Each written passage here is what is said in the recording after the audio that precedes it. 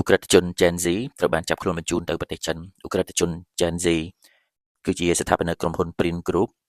រួមទាំងបុគ្គលិក2នាក់ទៀតដែលមានឈ្មោះ ស៊ូ ជីលៀង និងឈ្មោះ សាវ ជីហួយ ត្រូវបានចាប់ខ្លួនកាលពីថ្ងៃទី6 ខែមករាឆ្នាំ2026នេះដើម្បីបញ្ជូនទៅប្រទេសចិនក្រសួងមហាផ្ទៃបានចេញសេចក្តីប្រកាសព័ត៌មាននៅយប់ថ្ងៃទី7 ខែមករាឆ្នាំ2026នេះថាការចាប់ផ្ដើមនេះធ្វើឡើងនៅក្នុងក្របខ័ណ្ឌនៃកិច្ចសហប្រតិបត្តិការយុទ្ធប្រយុទ្ធប្រឆាំងឧក្រិដ្ឋកម្មឆ្លងដែននិងតាមសំណើរបស់អាជ្ញាធរមានសមត្ថកិច្ចរបស់ប្រទេសចិន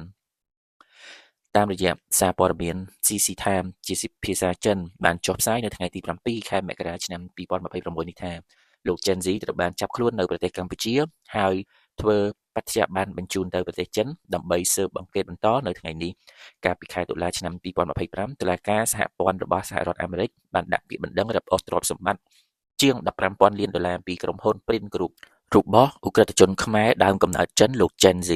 រីឯរដ្ឋាភិបាលអង់គ្លេសក៏បានដាក់ទណ្ឌកម្មនិងបង្កកទ្រព្យសម្បត្តិរបស់ក្រុមហ៊ុននេះប្រមាណជាង$176 លានខណៈសង្ហបុរីនិងរដ្ឋបាលក្រុងហុងកុងក៏បានចាត់វិធានការស្តីងគ្នានេះដែរ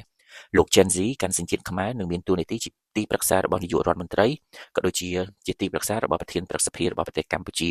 ក្រោយការប្រកាសបង្កកទ្រព្យសម្បត្តិដោយសហរដ្ឋអាមេរិកនិងតាមចាប់ខ្លួនលោក Gen Z រដ្ឋាភិបាលកម្ពុជាហាក់នៅស្ងៀមស្ងាត់ហើយលោក Gen Z ត្រូវបានគេសង្ស័យថាបានសង្ងំលាក់ខ្លួននៅក្នុងប្រទេសកម្ពុជាក្រោមការការពាររបស់ត្រកូលរបស់អ្នកមានអំណាចក៏ប៉ុន្តែគួរឲ្យដឹងផងដែរថាកាលពីថ្ងៃទី6ម្សិលមិញនេះគឺលោក Gen Z ត្រូវបានចាប់ខ្លួននិងបញ្ជូនទៅប្រទេសចិនហើយផងដែរ